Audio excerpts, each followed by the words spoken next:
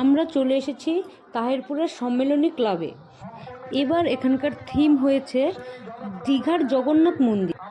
এই সম্মেলনী ক্লাবে আসতে হলে তাহিরপুর স্টেশন থেকে মাত্র 5 মিনিটের হাঁটা পথ, কিন্তু এখানে এসে এত ভিড় হবে তা বুঝতেই পারিনি।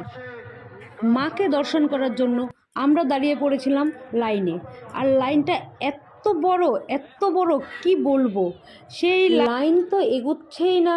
আমরা কি করব ভাবছিলাম, একবার ওখানে আবার ভিআইপি টিকিট করেছে, যে ভিআইপি টিকিটে করে যাব, কিন্তু না, দেখতে দেখতে অবশেষে চলে গেলাম।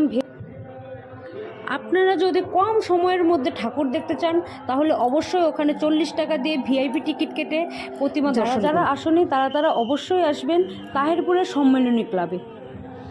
এবারে এখানে যেরম থিম হয়েছে তার থেকেও সুন্দর অসাধারণ প্রতিমা হয়েছে। এটা হচ্ছে পেতলের প্রতিমা, মায়ের প্রতিমা হয়েছে, পেতলের মায়ের প্রতিমা। মায়ের মুখটা